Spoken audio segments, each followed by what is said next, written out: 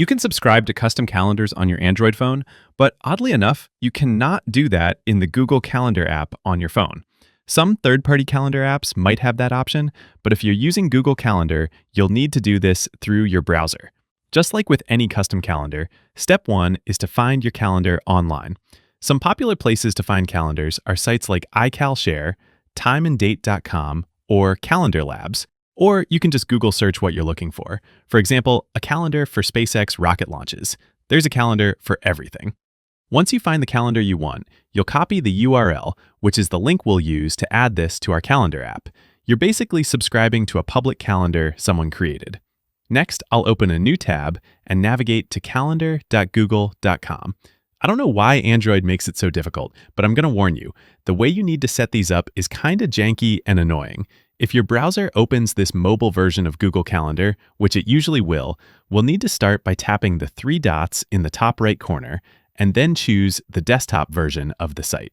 Then we'll sort of zoom in towards the top left part of the page, and we'll look for the section in the sidebar that says Other Calendars. We'll tap the plus icon to add a new calendar, and from the options that open up, we'll choose From URL. Then you'll paste in the link we copied earlier. Some phones will show the link above your keyboard for easy copy, but if you don't have that, just tap and hold the text field and choose Paste. Then I'll tap Add Calendar, and it'll get added to my Google Calendar. Then, try to zoom out a little and find the back button to exit the settings page we're currently looking at. I see my calendar now in the sidebar, but it has a pretty cryptic name. If you tap Custom Calendar and then tap the three dots next to it, you can choose Settings and rename it to something more descriptive. Hit Enter, exit the settings, and your calendar should display with its new name. Once that's all done, you can exit the browser and go back to your calendar app. Of course, nothing updates here automatically because, that would be too easy. So we'll need to tap the menu in the top left corner and then go to Settings to enable the new calendar first. Under Settings, you'll see your existing calendars, and you'll tap Show More to view your new custom calendar. Then tap that new calendar from the list and turn on the toggle to sync that calendar.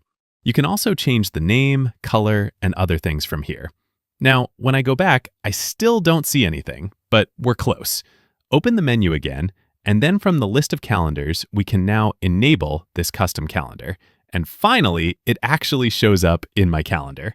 I can tap the events to view more info, and these even have a link to the webcast of each launch, which is pretty cool.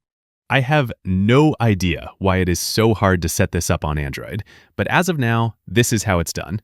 It's janky, it's annoying, but the good news is that you'll only need to do it once. Click that like button if this helped, share with a friend who struggles to set these up, and subscribe for more quick and easy guides like this. Thanks all, until next time.